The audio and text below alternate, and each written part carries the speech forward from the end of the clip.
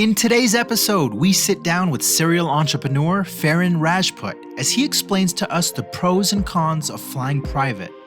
We explore the tax benefits of purchasing planes using the common strategy known as Section 179 of the tax code, but why it's almost always better to simply charter. Ferren was the pioneer of the jet membership program and is close to launching his latest project he likes to call the Uber of Jets. I thoroughly enjoyed learning about his business, and I hope you do too.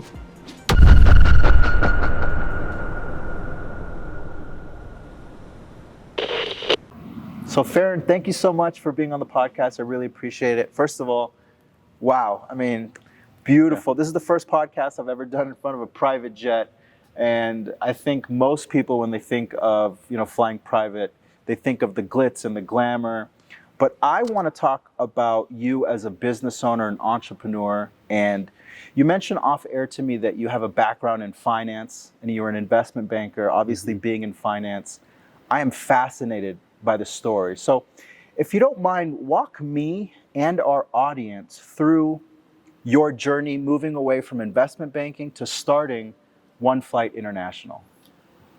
Right out of college, coming out as a stockbroker, coming into the finance world, numbers is my thing. It was great.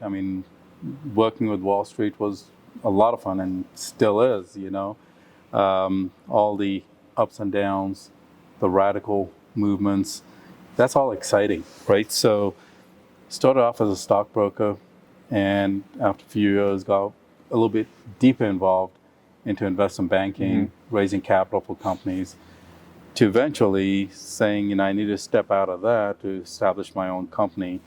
And that's where the entrepreneurship started. Got into the mortgage business, and mortgages were hot. The whole refinance world back in the early 2000s, late 90s. So got involved in mortgages, built one of the biggest mortgage companies in the Colorado area in 2008. Everything went kaput, everything crashed. So with that, it was time for me to make a change. So understanding what you do in life is important, right? So you can either work for something or you can work for money, okay? I loved being a stockbroker because it was fun, it was challenging, it was every day, every minute things were moving. Right. Going in the mortgage business was very lucrative economically. It was great, good money, but there was a passion of mine from childhood, and that was about being a pilot. So while that gave me the economics to actually go out there and get my license, I bought my first Cessna when I got my private license, got my multi-engine rating, and bought a twin engine, and I went from that into a jet. And so I had all three planes. With the crash, everything went away. And it was time for me to do something that I was very passionate about, and it was getting into aviation. And by then, I had a very good understanding about aircraft ownership and all the pros and cons and the space of private jet charter, all the problems within it. So it was time to get into something a little different. But then I didn't want to get involved in just something a little different. I wanted to be involved in aviation, but I wanted to do something different within the space. So I thought of what's the best way to fly private? And that just led into a lot of different avenues that you could take. But there had to be one avenue that had to be the best of all. And you can own your own jet, very costly. You can charter a jet, and that is costly on the hourly basis. Or you can get involved in fractional ownership, where you're not owning the entire aircraft and you're sharing an aircraft. So those were the ways that you could fly private. And there was one way I was thinking of flying private, and I had to come up with a way of how to roll it out. And that was, how about a club in the skies, a member club program? And anyway, I put that all together, and and we rolled it out in late 2010, and that's where One Flight was born. Amazing. I also have I had a passion for flying. I wanted to become a pilot. However, my wife, who you see right there, actually, she's a news anchor for the local news station here, and not all she does, but often what she does is report on these small single engine, plane crashes. So out of respect for her, when she said, "I don't want you to pursue that," I said, "No problem. It's not a huge passion yet." But I understand the passion creates businesses. And I've seen, your business. I've been to your office. I've met your staff. It's a tremendous business. But how I actually got introduced to you for our audience is many of my clients kind of fall into that category. Where they're ultra or high net worth. And they've asked me, Parso, I'm potentially looking at purchasing a plane. Talk to me about the tax benefits of it. And many people don't know, but with purchasing a large piece of equipment, no different than many people when they're purchasing a Range Rover or a G-Wagon, Section 179 bonus depreciation. So you're able to write off the full purchase price of your equipment as long as you're able to utilize it for your business. It seems like a no-brainer. However, what I found after speaking with you, and what I'm hoping many people listening to this will realize, is it's not as easy as it may seem. There's a lot of moving parts when you're purchasing a jet. Can you talk to us about some of the things that maybe someone who's in the market for purchasing a jet, why they may not want to purchase and instead become a member of One Flight or a similar business? So let's talk about buying a plane. Okay, very different than buying a luxury automobile. Okay. You want to buy an automobile, guess what? You can drive it yourself. Okay, when you buy a plane, now you got to staff it. Okay, what does that mean? Pilots, you got to figure out how you're going to manage your maintenance. Maintenance is a nightmare on aircraft. It's not like going and getting an oil change in a car, right? I mean, you look at that plane and you can imagine the millions of moving parts that go on in that plane. There's this thing called airworthiness. Okay, to be able to fly a plane, you have to qualify with what's called airworthiness. It has to be airworthy. Okay, and somebody has to sign off on it being airworthy. That means there's a ton of different inspections that go on throughout the year. Okay, all the way from tires to the engines and everything within the cabin. Okay, while those inspections are due at certain times, every part in the plane has a certain level of inspection that's required.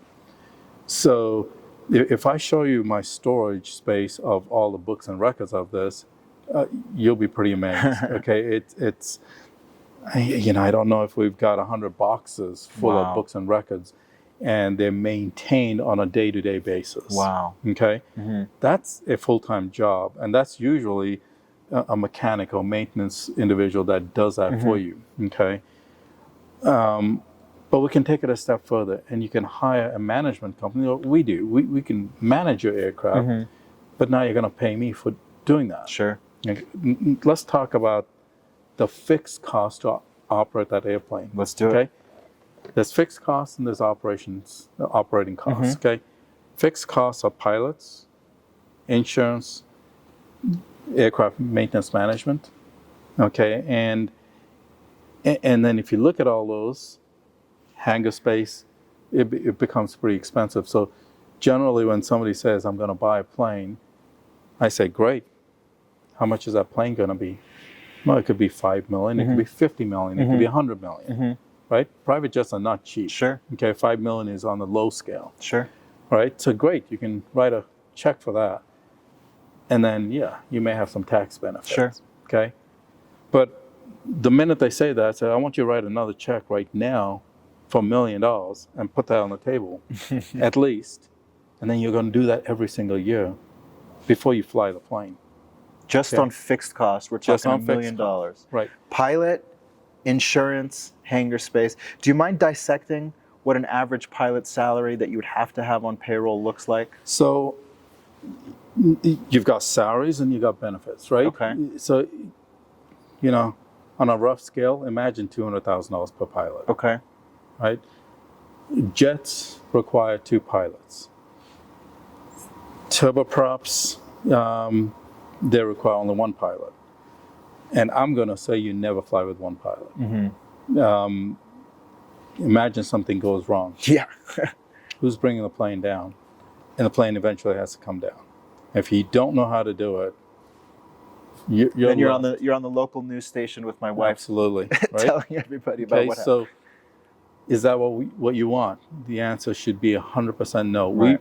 When we provide aircraft for our clientele, we require 2 pilots no matter what. Even though some planes are single pilot rated, we do not allow it. Okay? Anything can happen. So 2 pilots.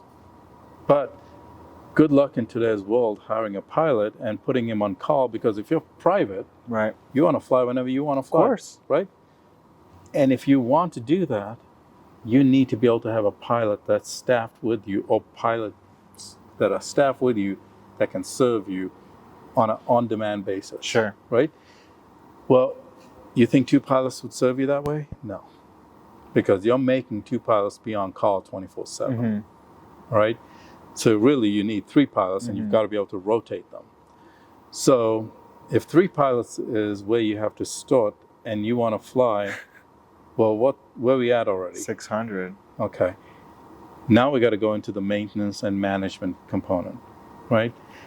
I would say you got to think about management equivalent to another $200,000.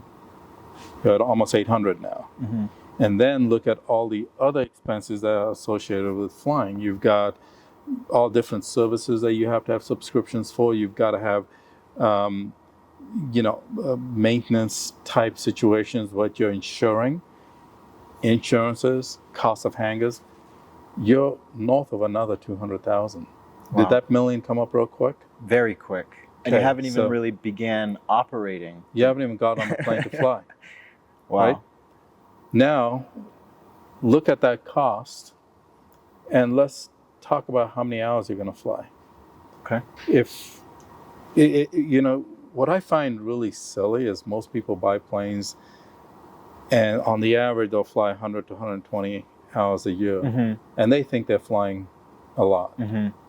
Well, if you take $1 million and divide it by 100, you're at $10,000 an hour, and then you've got to pay for operating costs, which is a cost of fuel.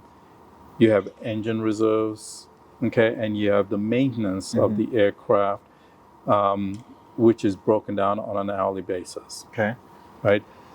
So fuel, it depends on the kind of plane you have, but it could be $1,000 to $2,000 or $3,000 an hour.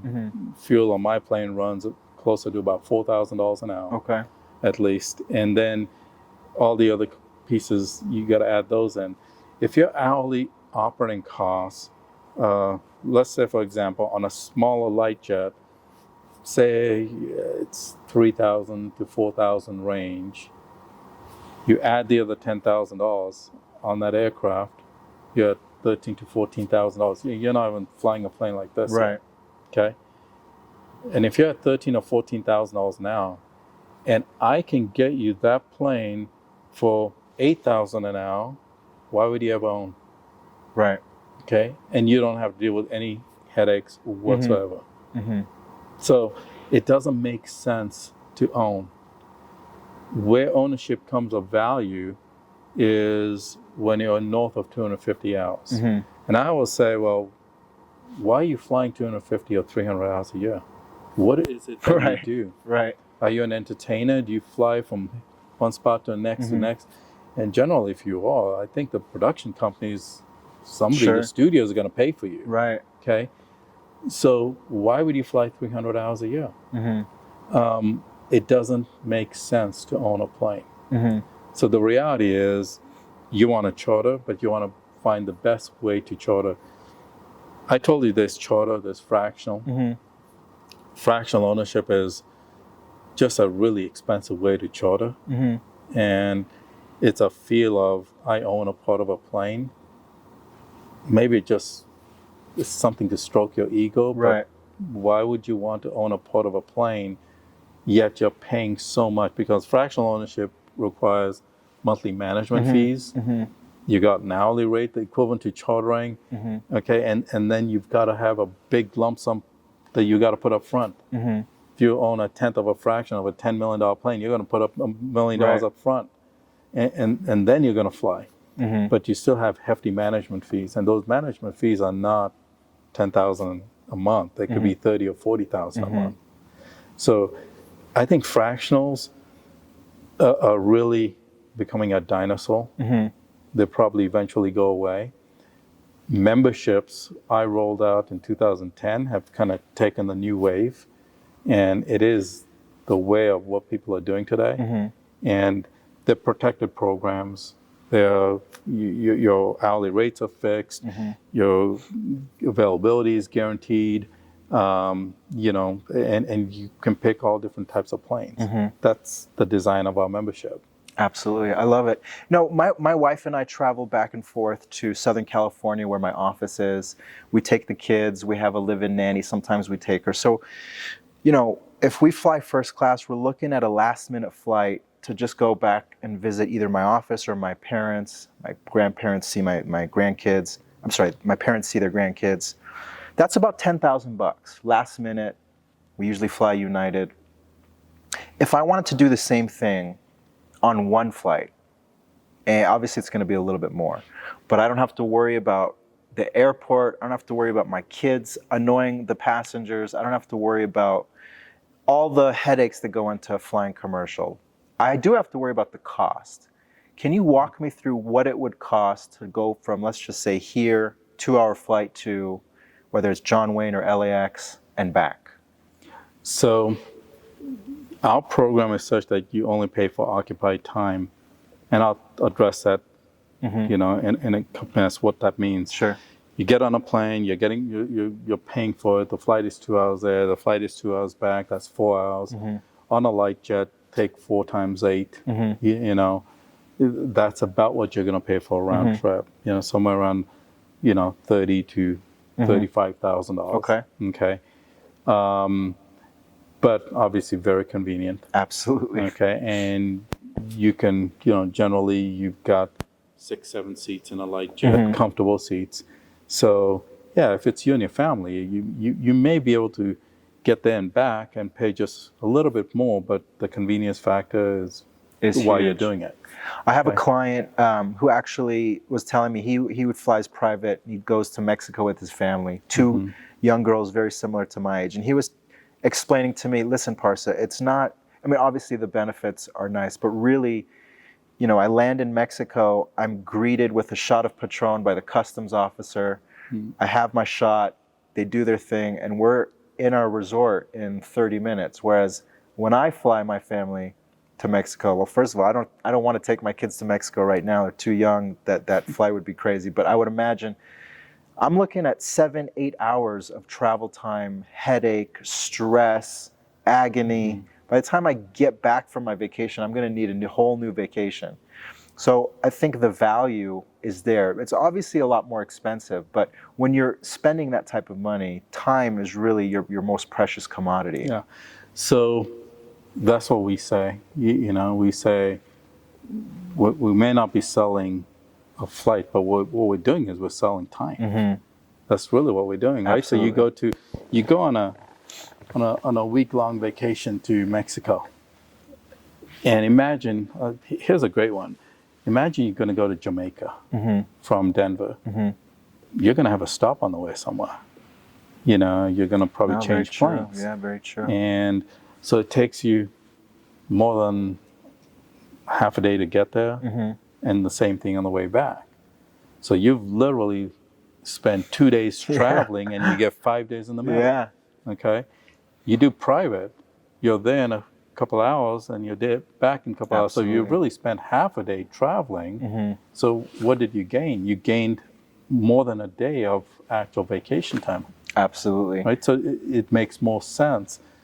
Why would you fly commercial if you can afford to fly private? Absolutely. So there's a lot of value. The pros and cons are, yes, it costs more on the concept, but the pros are you've gained a lifestyle that majority of people cannot even afford, right? So if you can afford it, why wouldn't you? Absolutely. I agree with you. I agree with you. I've had clients that sit in the plane with me and they go, you know, what am I going to do with my money? Am I going to just leave it to somebody else's bank when my time comes? Or am I going to enjoy my money while I'm living? Absolutely. You know, so it's all depends on, you know, what you feel like you want to live your life as, right? This market space in the U.S. is the people that can afford to do this, that can afford to fly private, a little over 1.5 million people. The people that are actually in our space in the charter world, a little over 100,000. So there's a huge market that can come into this game, but they choose not to. Do you think that's simply because they're unaware of it, or they overestimate the cost, the level of entry? Why do you think that other 1.4 million potential customers haven't crossed over into flying private? You know, I think most of them think that there is a sense of and a lack of understanding of the costs associated with flying private. Just like I broke down the cost of owning an aircraft, and that inhibits them to move forward.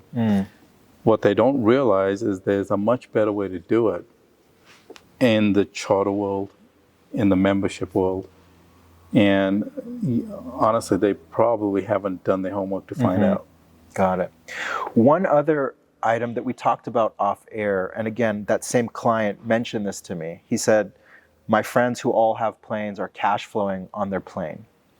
And the first thing I said to him is, obviously, I'll look into this for you. I'll do the research. We ran the financial models, and we said, here's your tax savings, and here's what you could potentially earn cash flowing. But what we didn't incorporate was the fact that if this person wants to buy a plane, they want to be able to fly when they want to fly, right? That's the whole purpose of flying a plane. But if they're chartering, that has essentially gone out the window. Can you tell the audience what happens when you buy a plane in the assumption that you can charter it and earn income as a passive investment? So I think the idea of earning income on a plane that you own, that you also want to fly for your own personal needs, is extremely, extremely difficult. First off, the regulations that apply to you owning and operating your own aircraft is different than you having an aircraft and you're placing it on a charter certificate. Those regulations are almost like airline regulations. Got it. Okay, so your costs start to go up because you have shorter intervals for inspections when you are flying, when you're commercially putting out your aircraft, and you have even tighter inspections. You have higher costs of those inspections that you don't have by having your own private plane and operating for yourself. So your costs are going to go up. So if your costs go up, then you want to hope that you're going to recapitalize on those costs at the bare minimum first. Secondly, here's where people forget to realize that the margins in the space are not that big. So your operating costs, we already talked about the operating fixed costs. You combine both of those together. If you're going to put your plane out there, you want that plane flying 400 or 500 hours a year at least. Right. In the charter world, you couple that with your 100 hours, and now you're strapping yourself with seeing the schedules. You know, where do you want your plane? Do you want it on charter or do you want to take it? And this is where people start putting out what they call in our space owner approval. Okay, which basically means that if the operator is going to charter your aircraft out to his clients, they need your approval. So if they need your approval, that means you take priority and you can put your plane out, but your plane's not going to go out much. You'll be lucky if you put your plane out 100, 150 hours a year. Okay, if owner approval is not required, then you're taking the second seat. Right. Okay? So you're now behind the operator. So why'd you buy a plane? Exactly. Yeah. Okay, if you're going to do that, just buy a plane, call it ABC LLC, and just let it be a business. Then you can do well. But the minute you start taking the hours away for your own personal use from that aircraft, you're not just taking those hours of use away from the aircraft, you're doing a lot more than that. Okay, because you're in one location. That plane should be out floating around trying to capture as much business as possible. And then if you want to fly for a 2-hour flight, you're going to bring that plane back from wherever it is, and that may be an additional 2 hours to reposition to you. That cost is on you now. So now your 2-hour flight doubled up. And then wherever you land, you've taken that plane for 2 days, 5 days. You took it out of the circuit, didn't you?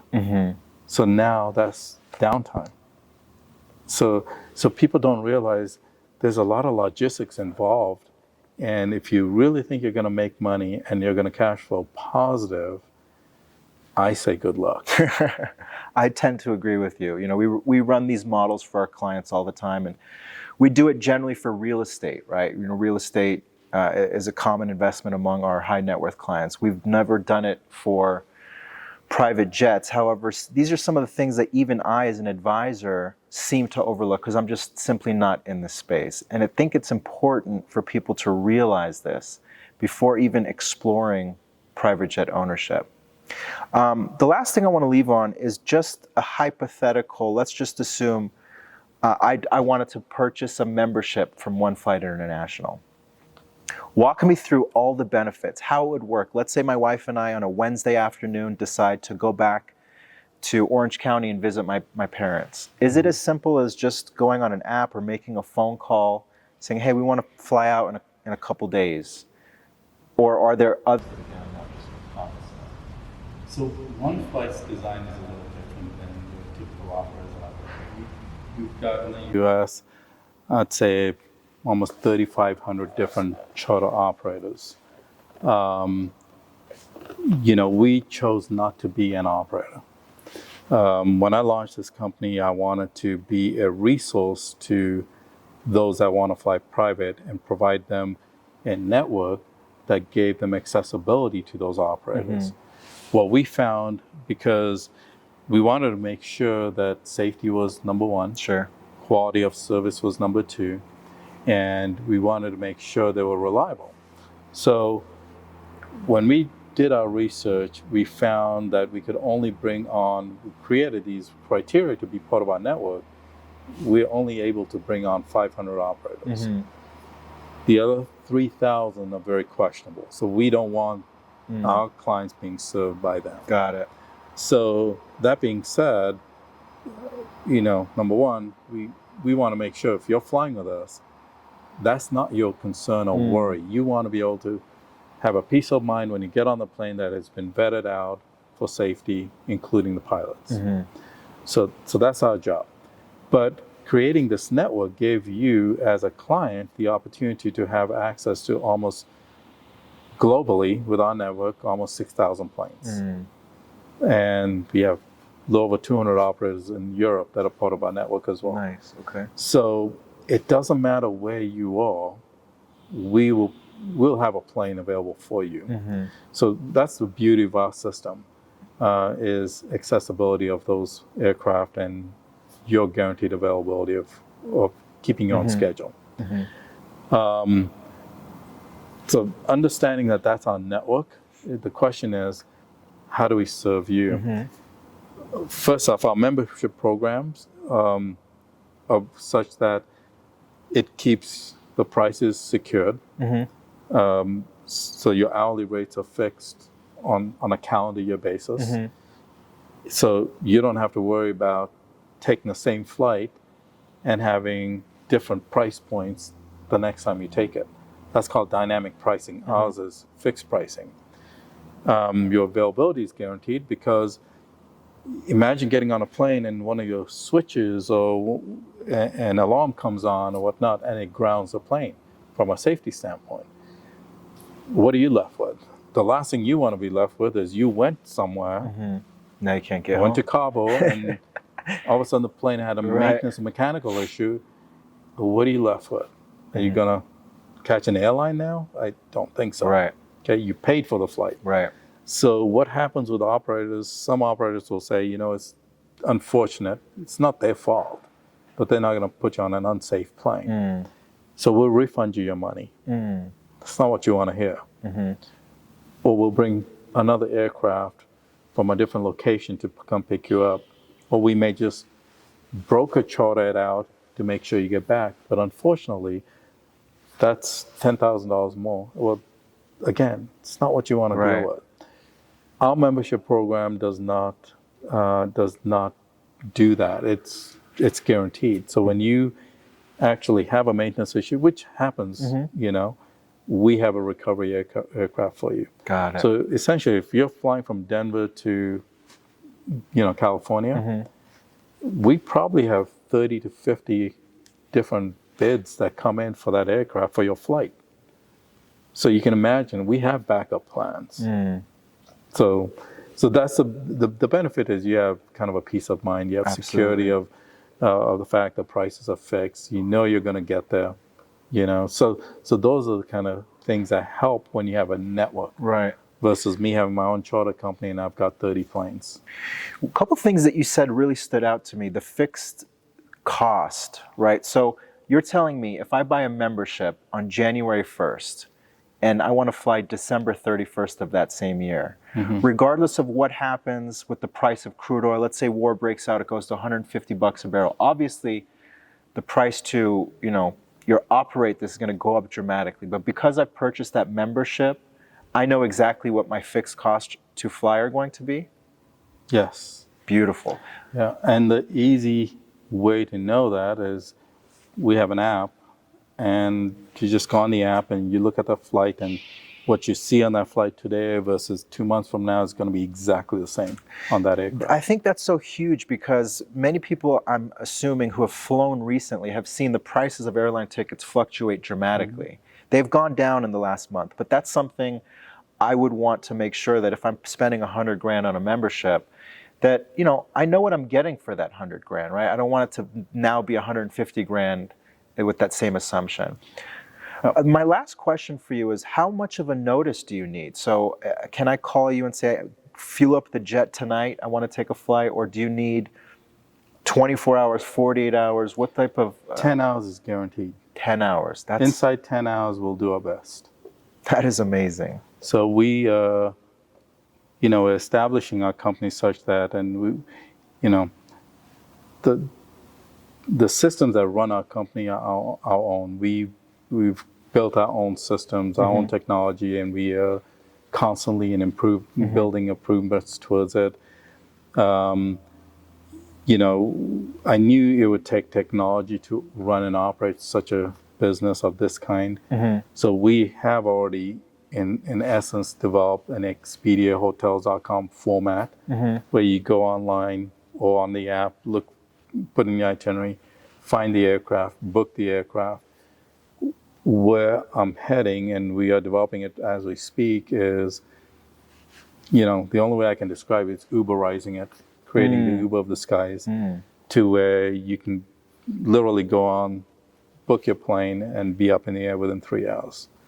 So we're hoping, not going to give you a time frame, but rather not put it out publicly, but we're hoping that you'll be doing that in the very near future. Amazing. So, most people book in advance. Most people are booking private jets a week in advance. And the only reason they're doing it, they want to have guaranteed availability of aircraft. And they want to know how much they're going to pay. But I think the audience and the people out there listening to this are eventually going to say, if you can have an Uber format. Oh my gosh. I don't have to put up the money ahead of time. Let me just book and pay and let's go now. That would be amazing. I cannot tell you how many times my wife and I will wake up on a Saturday morning. Weather won't be ideal here, and we're like, man, I wish we could just go visit my parents who live on the beach in Orange County. And with something like that, 7 a.m., we can decide that, and by noon, let's say, get on that flight. That would be absolutely game-changing. Yes. Ferren, thank you so much for your time, introducing me to your business, your staff. It's been truly a remarkable experience. So I just want to thank you again. Appreciate it. Absolutely.